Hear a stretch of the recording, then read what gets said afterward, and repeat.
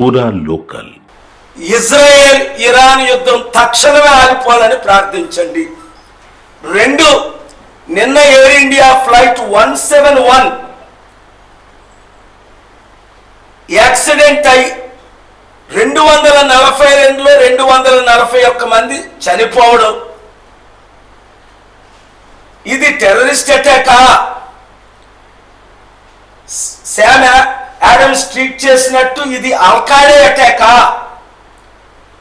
లేదా మన శత్రువులు ప్లాన్ చేసిన అటాకా? 2001 సెప్టెంబర్ 11ని 19 మంది ముస్లిం యువకులు అమెరికా పాలసీలు నచ్చక 3000 మందిని అమెరికాలో చంపేసి $2 ట్రిలియన్ నష్టం తీసుకొచ్చిన సంగతి మనకు తెలుసు.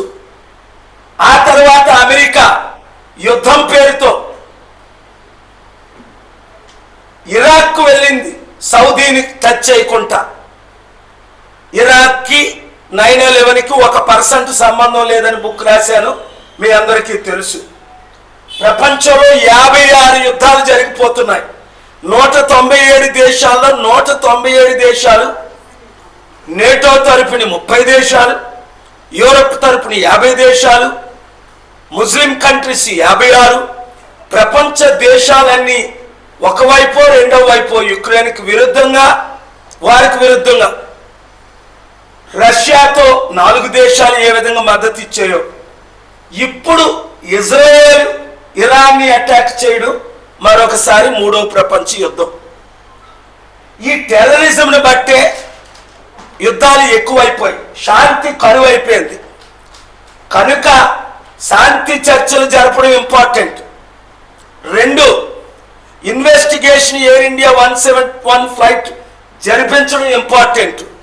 3, ఇంత పెద్ద అహ్మదాబాద్ రోజుకి 130 ఫ్లైట్లు టేకాఫ్ చేస్తున్నప్పుడు రన్వే 12,000 అడుగులు కూడా లేకపోవడం ఏంటి? 100 ఎయిర్పోర్ట్లు 13,000, 14,000, 15,000, 16,000 అడుగులు ఉంటాయి కదా. చైనా, రష్యాలో కూడా 16,000 అడుగుల రన్వే ఉన్నప్పుడు మోదీ గారు నా అహ్మదాబాద్ అనే చెప్పినప్పుడు, అనేక మంది రన్వేని పెంచమని 2 సంవత్సరాల నుంచి అడిగినప్పుడు అదానీని ప్రెషర్ చేసి ఎందుకు రన్వే పెంచలేదు? 1. 2, అక్కడ స్టాఫ్ ఏం చేసి జరిగింది ఎందుకు తెలుసుకోలేదు? మీడే అని కాల్, డేంజర్లో ఉన్నామని కాల్ చేసినప్పుడు రెస్పాన్స్ ఎందుకు చేయలేదు? 4, ఒక ప్రైవేట్ బిలియనీర్ అదానీకి 7 ఎయిర్పోర్ట్లు అంటగట్టడం ఏంటి? 5, ఆ ఎయిర్పోర్ట్ ప్రక్కనే ఇన్ని బిల్డింగ్లు ఎవరైనా ఉంటాయా? ఆ బిల్డింగ్ల మీద ఏరోప్లేన్ వెంటనే పక్కన ఉండబట్టే కదా 20 మందో తెలియదు, 200 మందో తెలియదు డాక్టర్లు చనిపోయారు. న్యూస్లు రకరకాలుగా వస్తున్నాయి. ఈరోజు నేను అహ్మదాబాద్ వెళ్ళాలి, లాస్ట్ మినిట్ క్యాన్సిల్ చేసుకున్నాను. ఇవన్నీ ఇన్వెస్టిగేషన్ చేయాలి. తక్షణమే ఏవియేషన్ మినిస్టర్ రామ్మోహన్ నాయుడు రాజీనామా చేయాలి.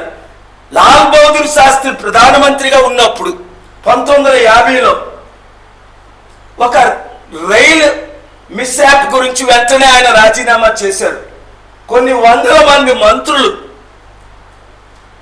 మాదే రెస్పాన్సిబుల్ అని రాజీనామా చేయడం 78 సంవత్సరాలుగా మనం చూస్తున్నాం.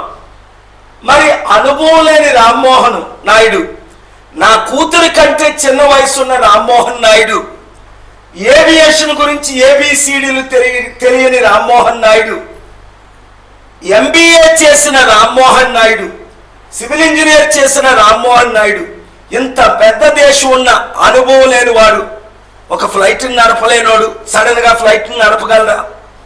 అనుభవం లేని రామ్మోహన్ నాయుడు తక్షణమే రాజీనామా చేస్తే ప్రజలు ఆయన్ని అప్రిషియేట్ చేస్తారు. అలాగే ప్రధానమంత్రి గారు కూడా ఎలాగా బీజేపీ RSS రూల్స్ ప్రకారం 75 సంవత్సరాల తర్వాత ప్రధానమంత్రిగా ఉండకూడదు కనుక సెప్టెంబర్ 17లోనే ఆయన 75 సంవత్సరాలు నిండితే గనక ఇప్పుడే అనౌన్స్ చేసి యంగ్ అమిత్ షాకో ఆయనకి నచ్చిన వారికో ప్రధానమంత్రి పదవిని అప్పగించడం చాలా మంచిది. ఎందుకంటే ఇది కాంప్లికేటెడ్ సిచ్యువేషన్.